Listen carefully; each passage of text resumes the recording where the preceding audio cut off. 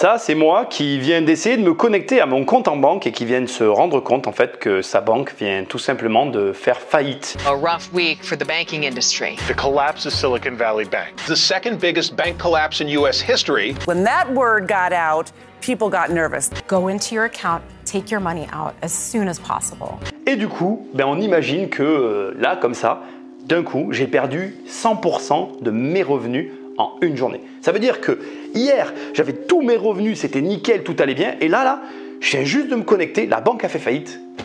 Comment je fais? C'est tout le sujet de cette vidéo. J'avais vraiment envie de voir ça sous cet angle-là.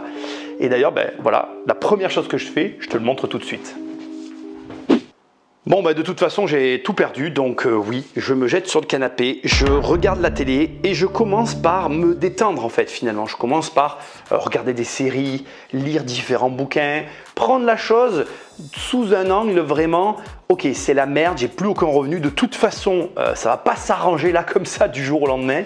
Donc, tant qu'à être dans le caca, autant prendre un peu de recul, souffler et se donner 10-20 jours pour justement, relativiser sur ce qui est en train de m'arriver. Alors là, tu me vois devant une télé parce que c'était la meilleure manière que j'avais de mettre en image ce que j'essayais de te dire, mais la vérité c'est que je vais à la plage avec mes amis, ma famille, enfin bref, je m'aère les idées. Le but, c'est que je me détende au maximum. Et pourquoi je me détends au maximum? Je te le dis très simplement. Parce que quand il n'y a pas d'affaires à faire, autant aller à la plage. Et comme j'ai tout perdu, de toute façon je ne peux plus rien faire, je repars presque de zéro. Et donc, pas d'affaires à faire, je vais à la plage, j'en profite et au bout de 10-20 jours, je me prends en main, je vais me mettre en face de mes réalités et on va le faire ensemble. Bon, je te rassure, je ne vais pas y passer des mois et des mois. En vérité, comme je te l'ai dit tout à l'heure, 10 à 20 jours, histoire de vraiment être bien relâché pour venir faire ce qu'on va faire ici ensemble, c'est-à-dire prendre des décisions la tête froide. Pourquoi? C'est quand même assez important. Quand on a comme ça des moments de vie qui sont violents, qui nous bousculent, la chose la plus importante, c'est d'aborder la situation avec un esprit tranquille et reposé et la tête froide. Donc je sais que ça peut surprendre la première action que je vais mener, mais pourtant c'est la réalité. Finalité, je me pose et je vois la réalité en face. Alors je tiens à commencer cette partie par un élément important, c'est que ta RP, soit elle est en location, soit c'est un achat. Et en définitive, en fonction de la situation de détention du logement dans lequel tu vis, les conséquences sont très différentes. Première conséquence en cas d'achat, c'est assez simple.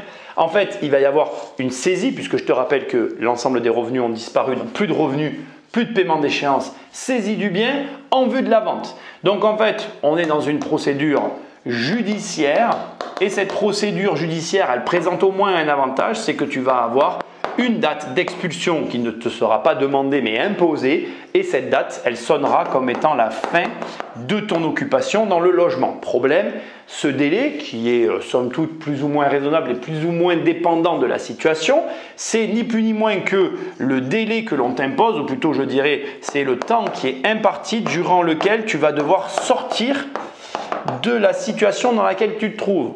Ou c'est plutôt dans la pire des configurations, si durant ce délai tu ne trouves pas de solution au problème, la suite elle est vraiment pas belle.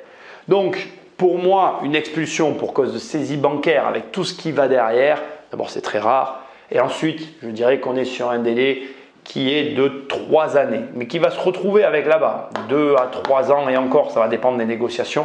Ça a un avantage considérable et je veux quand même le préciser, c'est qu'ici ça ne génère pas, indépendamment de la dette que tu dois à la banque, tu n'as pas de dette qui te poursuit. Alors certes, tu as une dette puisque c'est un arrêt, mais si tu arrives à t'arranger avec la banque et à reprendre les paiements, tu peux rétablir la situation. Et crois-moi, je sais de quoi je parle pour l'avoir vécu, cette partie-là. Donc, vraiment solutionnable et ce qu'il y a de confortable malgré tout, c'est que tu peux négocier, etc. Ici, je dirais que tu as 2-3 ans devant toi, en fonction du type de bail que tu as signé, en fonction de la période à laquelle la situation t'arrive, en fonction de plein d'éléments. Et après, tu as une expulsion qui va être mise en place, assortie d'une dette. Si le propriétaire fait les choses correctement, la dette sera inscrite et elle te poursuivra jusqu'au moment où tu vas redevenir solvable. Puisque je te rappelle que peu importe la situation dans laquelle tu te trouves, toi comme moi dans cette vidéo, on vient de perdre l'ensemble de nos revenus, on veut les retrouver le plus rapidement possible, mais avant de les retrouver, on va donc faire tout ça. Et donc, on se met face à ces réalités et on sait qu'on va redevenir solvable et que donc, la première ligne qu'on peut noter et qu'on peut déjà estimer, c'est que ton logement, tu peux tourner le truc dans tous les sens que tu veux. Moi, je vais partir sur une base de 1 000 € à 12 000 € l'année. Ça nous fait une dette qui va osciller aux environs de 36 à 40 000 € qui devra être payée, non, plutôt qui est une dette, je vais écrire ici en dette, mais qui sera due au terme de cette aventure. Dans le meilleur des cas, si tu arrives à refaire surface dans les 2-3 ans. Si ça dure plus longtemps, ça peut être pire. À ça, il va falloir additionner les différentes charges qu'on va voir ensemble. Et on les additionne sur le papier pour les éliminer. Regarde, je te montre. Tu as un crédit voiture, eh bien, vente de la voiture. Pas d'argent, pas d'argent. Tu as une télé ou j'ai une télé à crédit, je vends. Bref, je vais me débarrasser de tout le superflu et de tout ce qui est rattaché de près ou de loin ici à une dette avec comme seul objectif ici, d'accord, de solder les dettes. Et lorsque je vais me poser ici en faisant mes comptes, que je ne peux pas faire parce que je ne vais pas les évaluer, je vais calculer en me projetant avec la situation finale bien, le montant qui sera dû. Donc je m'explique. Imaginons que la voiture, généralement ta voiture, tu vas la revendre. Enfin, si tu ne la vends pas au bon moment et si tu ne la vends pas correctement, globalement, il va te rester du résiduel à la banque. Il va te rester de l'argent à devoir. Donc vraisemblablement, si on part sur une situation comme celle-là, moi, si je prends mon cas au vu des crédits actuels, je vais dire qu'en dette globale, je pense que je finirai sur une situation où ma dette à rembourser au final sera d'environ 70 à 80 000 €. Ça, c'est tout inclus, c'est-à-dire les frais de logement, la nourriture, etc. C'est la dette que je vais générer dans les 3 ans à venir n'ayant plus aucun revenu. Ce que tu dois comprendre sur cette vidéo et qui est très important, là, on vient de vivre, fictivement bien sûr, mais on vient de vivre une faillite. On a perdu 100% de nos revenus. Mais toi, tu avais une trajectoire de dépenses. Tes dépenses, elles étaient à un certain niveau. Donc tous les mois, chaque mois qui passe, tes dépenses, elles continuent. Et ces dépenses, elles impliquent un coût qui s'accumule et qui va former pour les 3 prochaines années un montant que tu as besoin de savoir. Si on fait 80 000 €, j'avais pris une calculatrice, si maintenant on fait 80 000 € divisé par 3, divisé par 12, ça fait que chaque mois qui passe, j'ai environ 2220 €. Alors 22, c'est exactement ça le chiffre, mais ce chiffre-là ne me plaît pas du tout. Donc on va mettre 2300 €, voilà. Donc on met 2300 € environ x 12 x 3, donc qui représente un total à l'arrivée sur les plus 3 ans de 82 800 € qui seront générés par rapport à tout ce qui passe chaque mois. J'ai perdu tous mes revenus. Donc en face de ces 2300 €, il y a 0. Maintenant qu'on sait que combien on dépense en ayant éliminé tout le superflu, qu'on a fait le point sur les charges, l'étape d'après, avant que je quitte cette pièce, ça va être, et je ne peux pas te le montrer ici, je vais aller voir chacun des créanciers en expliquant la situation et en disant voilà, je vous demande un report sur les 6 prochains mois par exemple, on fera un point et à ce moment-là, je vous payerai ce que je vous devais. Mais en attendant, une fois que j'ai obtenu des reports, moi je vais te montrer ce que je fais ensuite. Bon, on a un problème toi et moi. Le problème est très simple, c'est le temps face au système. Je m'explique. Tu es d'accord avec moi que j'ai mis un certain temps, c'était plutôt de ce côté d'ailleurs, j'ai mis un certain temps pour obtenir le système que j'avais avant que, entre guillemets, ma banque fasse faillite. C'est le propos de cette vidéo. Et mon problème, il est très simple, c'est qu'il est hors de question que je remette le même temps pour réobtenir le même système. Je reformule différemment. Comment faire pour obtenir le même système dans un temps très proche du temps où finalement j'ai tout perdu? Là, je viens d'évoquer une faillite bancaire qui s'est écoulée en une nuit. Bon, c'est impossible. Mais moi, j'ai mis 15 ans de l'autre côté pour avoir un train de vie avec l'investissement, les sociétés, tout ce qui va avec. Tout a été effacé en une nuit.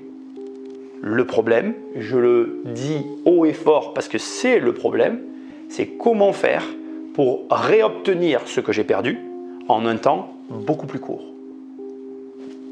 On va voir ça. Bon, on va pas se mentir, hein. Ça c'est vraiment une question difficile et on va essayer, toi et moi, maintenant de trouver la réponse en sachant que, et je tiens à te le dire tout de suite, je suis entrepreneur, donc je vais chercher directement à être entrepreneur. Le premier truc que je vais faire, c'est des recherches et je vais chercher en fait quelque chose de très particulier. Je te donne tout de suite les 4 critères. Je vais chercher quelque chose de nouveau parce que la nouveauté implique quelque part l'absence de régulation. Les nouveaux marchés émergents sont peu régulés. L'absence de régulation, ça sous-entend que finalement, il y a des facilités pour gagner de l'argent. Si j'ai perdu tous mes revenus, je ne peux plus revenir dans le métier dans lequel j'étais. Donc, je dois partir sur quelque chose de nouveau qui soit simple. Donc, nouveau, pas régulé. D'accord ? Ensuite, troisièmement, dans cette activité que je vais trouver, je vais chercher à faire leverage sur ce que je sais déjà. Moi, je suis bon dans l'immobilier. Est-ce que ce que je vais aller chercher aura un lien avec l'immobilier, oui ou non? Et enfin, je vais regarder s'il existe ou pas des formations sur le sujet. Donc là, ce qu'on va faire, c'est qu'on ne va pas faire toutes ces recherches ensemble. Je vais juste te montrer les prémices qui me permettraient éventuellement de creuser. Donc la première chose que je taperai, c'est montant du salaire d'un ingénieur en IA. Tu vois, donc l'intelligence artificielle, c'est quelque chose de nouveau. C'est quelque chose qui vient d'émerger là récemment. Donc je me dis, il doit y avoir de l'argent gagné. Donc regarde, la rémunération additionnelle moyenne, France est de 7000 allant de 1800 à 7994 €. On est quand même sur des gros revenus français, tu es d'accord avec moi? Donc à partir de là, pour moi déjà il y a de l'argent à gagner dans l'IA, peut-être qu'il y a quelque chose à gagner. Ensuite je regarderai en crypto-monnaie. Voilà. Crypto-monnaie pourquoi? Ben, là aussi quelque chose d'assez récent, moins récent que l'IA, mais où je me dis de la même manière, pas encore vraiment régulé, même s'ils y travaillent dessus, mais avec des opportunités. Comment devenir un expert en crypto-monnaie? Salaire, on va prendre le premier truc qui ressort. Moyenne à 4800, le plus élevé, on est sur le même type de salaire. Donc comme tu peux voir, il y a des opportunités. À partir de là, je crée ma boîte dans une de ces activités en faisant leverage sur mes connaissances. S'il n'y a pas de formation, ben, je me dis que j'ai une opportunité entrepreneuriale. S'il y a des formations, il n'y a pas d'opportunité entrepreneuriale. Dans les deux cas, je regarde qu'est-ce qui est possible d'être fait ou pas et je regarde aussi comment donc je peux gagner le plus d'argent possible. Dès qu'il y a le moindre euro qui rentre, qu'est-ce que je fais à ton avis? Ben, je te le donne en 1000. Allez, viens, je te montre. Et je te le donne en 1000. J'ai failli tomber. Qu'est-ce que je fais? Eh bien, dès que j'ai les premiers euros qui représentent un montant conséquent, donc je vais écrire ici, dès que j'ai mes premiers 5000 € quelque part, qu'est-ce que je fais? Je remets en place le système que je connais et que je maîtrise si bien. Ça veut dire quoi? Au premier bout de capital, ça c'est un bout de capital, je vais aller chercher un prêt. Ce prêt sera adossé à un bien immobilier ou à du locatif, en gros, à un actif qui génère du locatif. Et je recommence à mettre en marche la machine. Je la mets en marche le plus vite possible, car cette machine-là ici, celle-ci de machine, c'est avant tout une question de temps.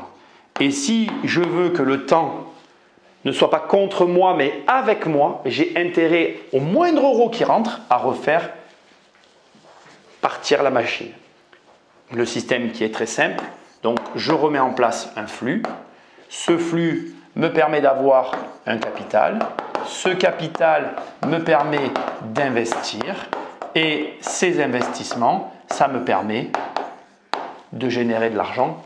Je me remets au bout du système et ici, je fais rentrer l'argent dans le système en fonction, alors comme je te l'ai montré, de l'activité que j'ai choisie, intelligence artificielle, crypto. Note, et c'est là que c'est intéressant, j'initie un léger changement par rapport à la façon dont j'ai pu faire jusqu'à aujourd'hui. Pourquoi? Ben, je vais te le dire maintenant. Tu peux m'opposer à ce stade que c'est pas parce que j'ai acheté un appartement, que j'ai récupéré mon niveau de vie antérieur. C'est vrai et c'est faux à la fois. C'est vrai parce que ce n'est pas le premier appartement, le premier achat qui va me permettre de reconstituer le patrimoine tel qu'il était. Mais sache qu'on commence toujours par une chose pour après en avoir plusieurs. Quand tu observes la collection de quelqu'un, cette personne, elle a commencé par une première pièce.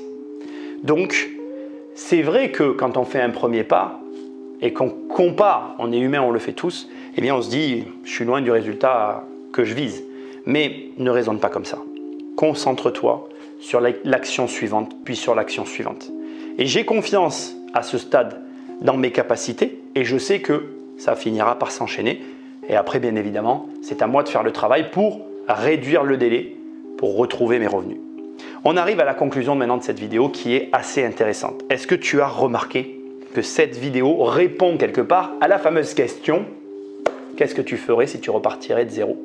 Et ce qui est intéressant dans la formulation de cette vidéo, c'est que ça te montre, et j'espère que tu l'as compris, ça te montre l'élément central derrière tout ça. Parce que les gens qui posent cette question n'ont pas compris deux choses essentielles. Qu'est-ce qui a le plus de valeur? Ton intelligence et ton expérience. Mon intelligence et mon expérience. Tu vas agir, peut-être pas comme moi je te l'ai montré ici, mais tu vas agir selon ton intelligence et selon ton expérience. Et c'est ton intelligence et ton expérience qui va faire que ça va aller plus ou moins vite. Ce qui veut dire que nourris ton cerveau, nourris-toi de tes expériences et il ne pourra jamais rien t'arriver. Personne ne peut te le prendre, personne ne peut te le voler. Même pas quand une banque fait faillite, elle te prend ce qui a le plus de valeur en toi, cette fameuse intelligence, cette fameuse expérience. Développe-la. Et ça m'amène sur le conseil central, final. C'est que quand tout va bien, confronte-toi à des situations extrêmes.